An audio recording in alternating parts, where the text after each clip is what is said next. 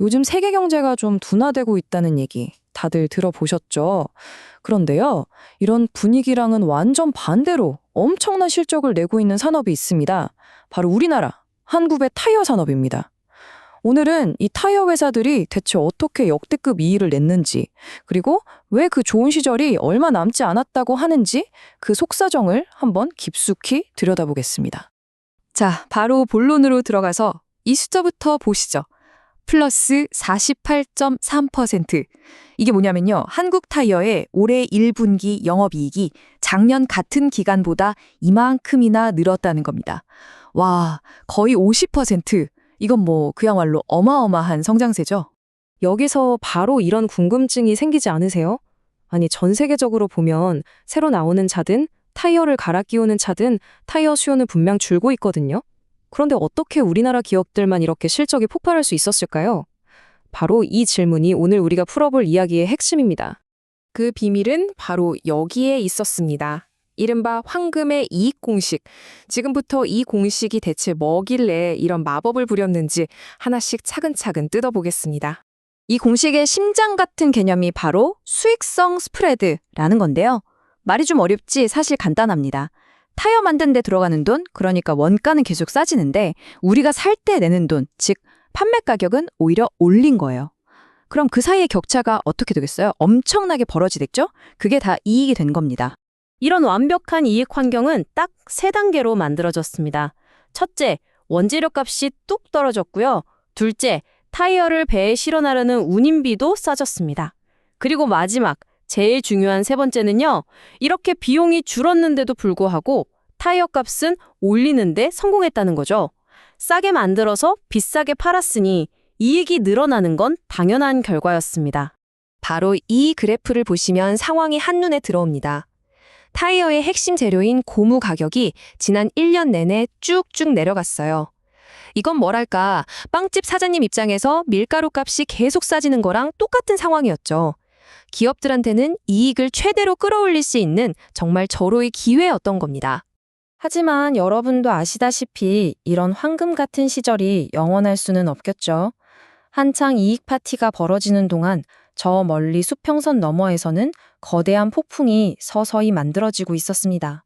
한 증권사 보고서에 나온 이 문장이 지금 상황을 아주 정확하게 보여줍니다. 긍정적인 수익성 스프레드는 2026년 2분기까지는 갈 것 같다. 하지만, 바로 이 하지만 뒤에 모든 문제가 숨어 있는 겁니다. 좋은 시절, 이제 곧 끝난다는 신호죠. 이 위기가 어떤 순서로 닥쳐오는지 한번 볼까요? 모든 건 중동 지역의 분쟁에서 시작됩니다.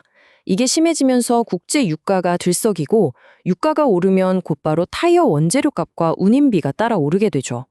그리고 그 영향이 본격적으로 기업 실적에 타격을 주기 시작하는 시점을 대략 2026년 2분기 말로 보고 있는 겁니다. 그럼 유가 상승이 도대체 얼마나 큰 영향을 미칠까요? 넥센 타이어를 예로 들면 원재료 비용에서 무려 40.7%가 유가랑 직접적으로 묶여 있습니다. 한마디로 유가가 오르면 생산 비용이 급증할 수밖에 없는 구조인 거죠. 자, 이 모든 걸 종합하면 어떤 그림이 그려지시나요? 아주 간단합니다. 원재료 값은 오르기 시작하고 운임비도 다시 오를 압박을 받고 있죠. 과거에 엄청난 성공을 안겨줬던 그 황금 공식이 이제 완전히 거꾸로 돌아가고 있는 겁니다. 그렇다면 이런 비용 압박의 역습 앞에서 우리나라 타이어 3사는 과연 손 놓고 보고만 있을까요? 각 회사가 어떤 전략으로 맞서고 있는지 한번 살펴보겠습니다. 먼저 업계 1위 한국타이어는 가장 공격적으로 움직이고 있습니다. 벌써 한국이랑 유럽에서 2에서 3% 정도 가격을 먼저 올렸고요.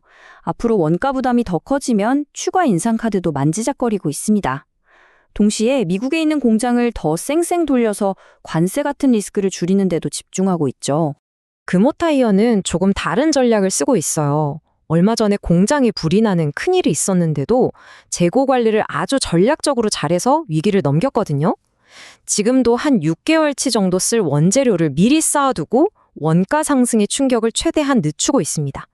그러면서 경쟁자들이 어떻게 움직이는지 보면서 신중하게 가격 인상 시점을 저울질하겠다는 거죠.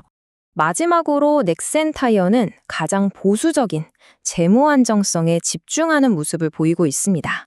유럽 공장을 핵심 기지로 만들어서 효율을 높이는 한편 앞으로 3년 동안은 새로운 투자는 좀 줄이고 그 돈으로 빚부터 갚으면서 다가올 위기에 대비해 허리띠를 졸라매고 있는 거죠. 자, 지금까지 문제가 뭔지 봤고 각 기업들이 어떻게 대응하고 있는지도 확인했습니다. 그렇다면 이 모든 상황은 결국 어떤 미래로 우리를 이끌고 가게 될까요? 앞으로 펼쳐질 길은 크게 두 갈래로 나뉩니다. 첫 번째는 인플레이션 경로예요. 기업들이 오르는 비용을 그대로 타이어 가격에 반영해서 우리 같은 소비자에게 성공적으로 떠넘기는 시나리오입니다. 두 번째는 안정화 경로인데요. 다행히 중동 문제가 좀 해결되면서 유가랑 원자재 가격이 다시 안정을 삭는 거죠. 그렇게 되면 지금 좀 저평가받고 있는 타이어 회사들의 투자 매력이 확 살아날 수 있다는 시나리오입니다. 결국 이 모든 분석은 하나의 질문으로 모아집니다. 이렇게 거대한 글로벌 산업이 외부 충격 때문에 압박을 받을 때 그로 인한 비용, 그 대가는 최종적으로 누가 치르게 될까요? 줄어드는 이익을 감수해야 하는 기업일까요? 아니면 더 비싼 값에 타이어를 사야 하는 우리 소비자일까요? 한 번쯤 생각해 볼 만한 문제입니다.